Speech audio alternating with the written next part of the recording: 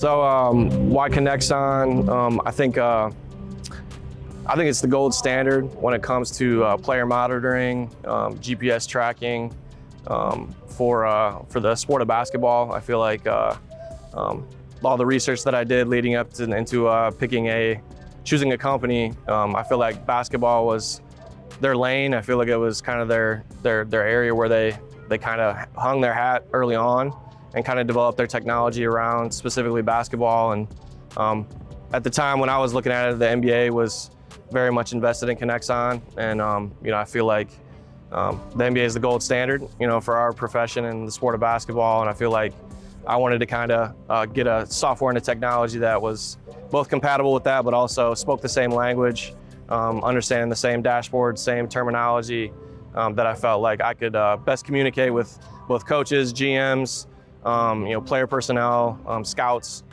things of that nature when questions about load and management and outputs came across in conversations with players in the NBA draft process or anything like that. So really I just felt like it was the gold standard, and I still do, and that's why I use it. As far as KINEXON impacting kind of day-to-day programming and decision-making process, it's definitely helped me a lot in the weight room as far as balancing out training loads, training intensities, and kind of seeing what in fact practice kind of produces from an output standpoint, and also being able to look at that and train the other side of it.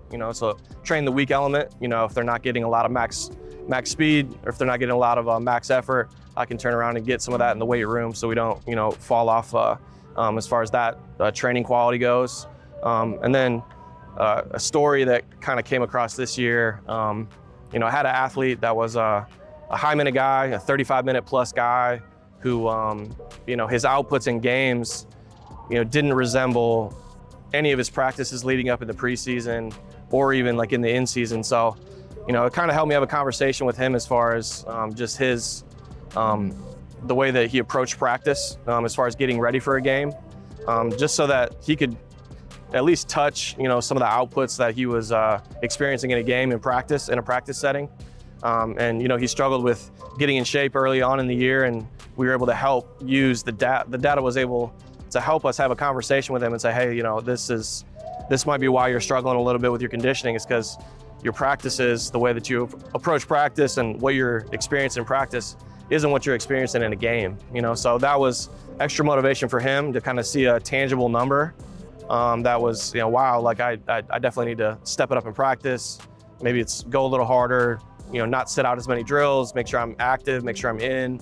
And then we were able to get him in great shape, because of the fact that we were able to use that data to help us with that conversation initially that, hey, let's pick up the pace a little bit in practice so that you're meeting your game demands and that games end up being easier as a result. For anybody considering using a wearable technology to understand practice loads and game loads, I would highly recommend it, not just for the way that you can speak with sport coaches on game outputs and practice outputs.